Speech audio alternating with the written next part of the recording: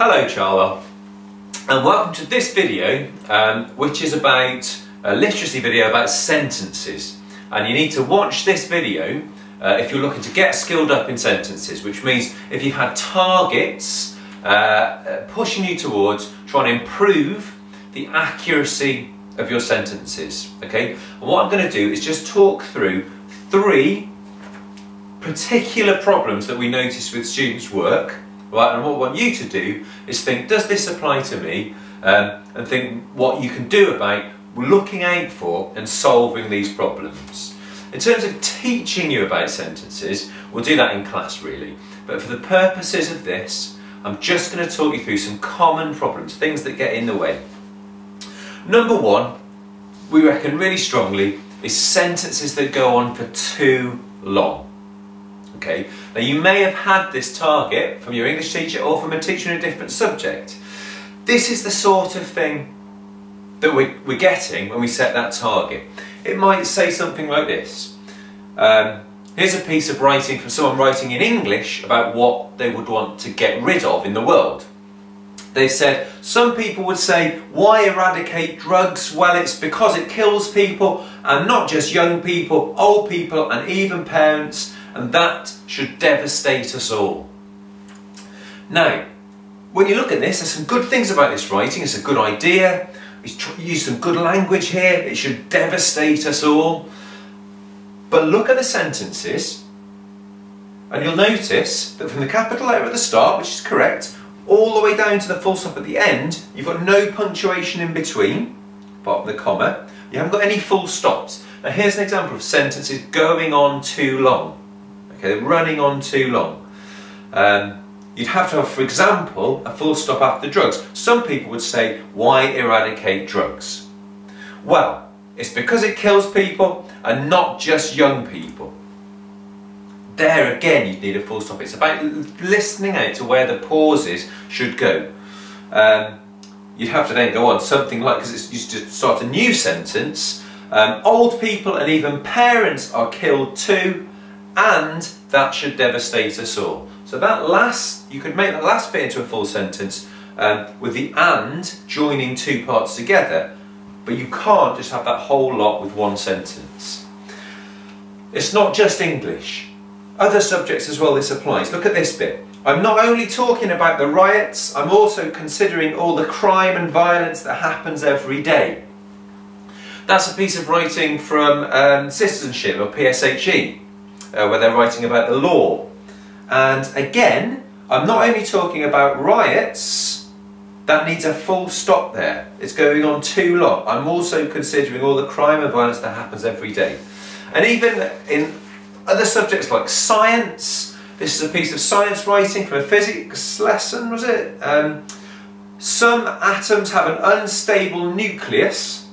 This is because it has the wrong balance of protons and neutrons. Now if you read that back to yourself, think about where you should have the full stop there. Don't worry about the words. Where should the full stop be? And what you should decide is it's after an unstable nucleus. You need a full stop there. Some atoms have an unstable nucleus. This is because it has the wrong balance of protons and neutrons. So, number 1 thing, look out for your sentences and make sure they don't go on too long. Secondly, take care using conjunctions. Now these are words which join sentences together, like and, but, so, then. In particular, they stand out. Here's a piece of writing from geography where the student is writing about is it a good idea to live next to a volcano? And that's to explain pros and cons of that, explain why it is, explain why it isn't. They've said this: lots of tourists visit the volcano, they come to see the lava and climb to the top so they can see the amazing views, and then this will attract many other tourists, so it will be a good place to live in some ways but not in other ways. Now, when we look at this, just take a moment to count the number of ands, then, so's and buts you've got before you get to the full stop. You've got lots of tourists visit the volcano.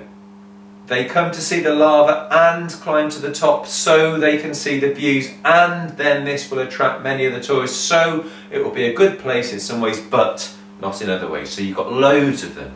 And because the student has put in so many conjunctions, the sentence goes on too long. What I'd like you to do now is take in this piece of writing from geography, see if you can write it out again or decide how we should punctuate this correctly. Alright, so think about the things we've said. We've said don't let sentences go on too long. This is too long. We've said take care with conjunctions and, but, so, then. Don't use too many because that's one of the reasons sentences go on too long. And we've said take care with boundary punctuation. So making sure you've got capital letters where you need to have them and full stops where you need to have them. That's enough to be going on with then. I'll show you the real answer now. Or this is a version. There's lots of different ways you could do it, but you should hopefully have something like that. And what we really need you to do in your writing in any subject is to look out for those things and take real care to look out for those three things. Ask yourself those questions. Is it too long? Have I got my boundaries right? Am I using too many conjunctions?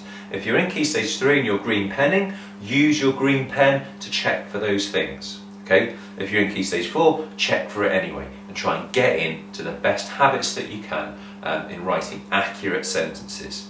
And as soon as you think you've got the hang of that and your sentences are accurate and bang on, then you can move on to start exploring excellence and really using sentences to make your writing as good as it can be.